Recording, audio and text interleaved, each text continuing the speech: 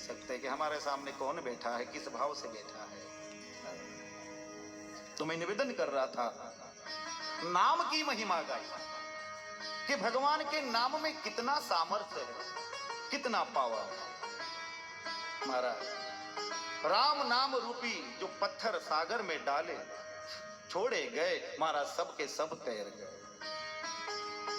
हनुमंत लाल और नल नील की सहायता से राम लिख करके महाराज सागर में पत्थरों को डाला गया और सब तैर गए। जब यह दृश्य राघवेंद्र सरकार ने देखा तो महाराज भगवान बोले, तुम लोग बड़ा परिश्रम कर रहे हैं आप लोग।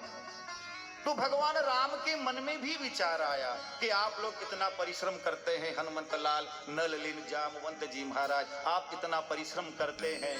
तो भगवान ने भी दादाजी एक पत्थर उठाया और सागर में छोड़ा। जब राघवेंद्र सरकार ने वह पत्थर सागर में छोड़ा तो डूब गया, तैरा नहीं।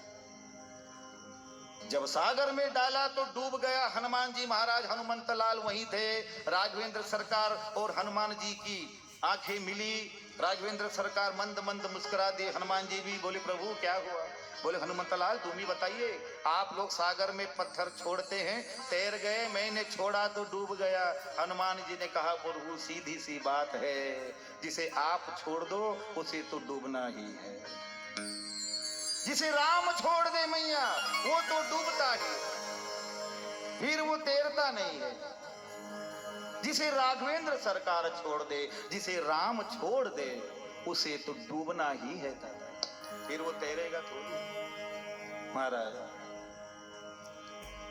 तो राम नाम की महिमा, सुखदेव गोस्वामी जी ने नाम की महिमा गाई। दादाजी, एक बार मैया मुझे याद आया, एक और प्रसंग सुनाऊं। एक बार रावण अपने भाई विभीषण के कक्ष में गए। अब जब विभीषण के कक्ष में गए तो उनके मुख्य द्वार के ऊपर राम नाम अंकित था। जब रावण ने देखा राम लिखा हुआ तो रावण क्रोध में आ गया। क्यों रे विभीषण, तुझे शर्म नहीं आती, तुझे लाज नहीं आती? ये क्या लिखा द्वार पर तूने? तू जानता नहीं ये मेरे शत्रु का नाम है, मेरे बैरी का नाम है, तू जानता नहीं? ये क्या लिखा तूने? अरे भैया मैंने क्या लिखा है? बोले क्या, देख तू पढ़, क्या लिखा तूने? बोले राम लिखा। बोले तू जानता नहीं ये मेरा बैरी है, शत्रु है, और मेरे शत्रु का नाम तूने मुख्य द्वार पर लिख दिया।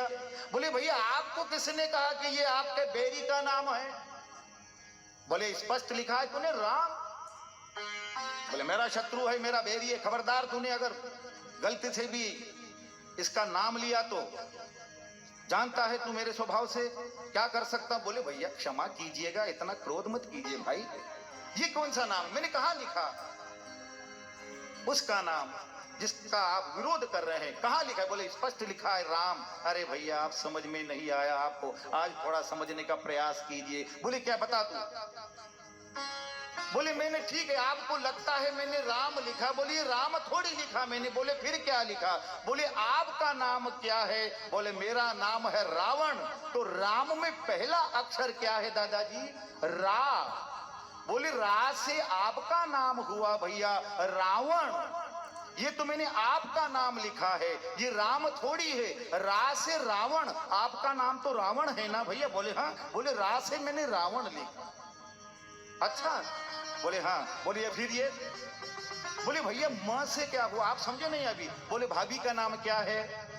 बोले मंदोदरी।